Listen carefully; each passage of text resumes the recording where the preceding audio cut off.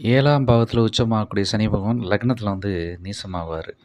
ஒருத்தருக்கு வந்து நல்ல நண்பர்கள், நல்ல தொழில், நல்ல ஒரு மனைவி அமையணும்னா பார்த்தீங்கன்னா, அவங்களுக்கு சனி பகவான் ஜாதகத்தில வந்து நல்லா இருக்கணும். இவரு நல்லா இருந்தாலே பார்த்தீங்கன்னா, இந்த 3 அமைப்பும் வந்து நல்லாயிருக்கும். அதுமாரி லக்னத்தில ஏன் அவர் நீசமாறாரு அப்படின்னா, இது வந்து அந்த ஜாதகரோட புகழ், அந்தஸ்து, மரியாதை, கௌரவம் இங்க வந்து அவரு உச்சமானாருன்னா, அது எல்லாமே ஆப்போசிட்டா நடக்கும். ஸோ, அதனால இங்க வந்து சூரியன் வந்து உச்சமாகறனால இவர் வந்து இவரோட புகழ் வெளிச்சம் வந்து வெளி உலகத்துக்கு தெரிய வரும்.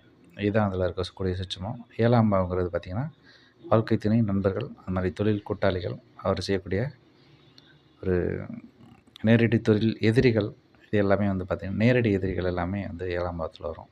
இது சுக்கிரனோட வீடா இருக்கிறனால, இங்க சனி பகவான் உச்சம் பெறுவாரு. இந்த உச்சம் பெறக்கூடிய வீட்ல வந்து பார்த்தீங்கன்னா, இவர் வந்து நியாயத்துக்கும், தர்மத்துக்கும், நீதிக்கும் அதிபதி இல்லையா?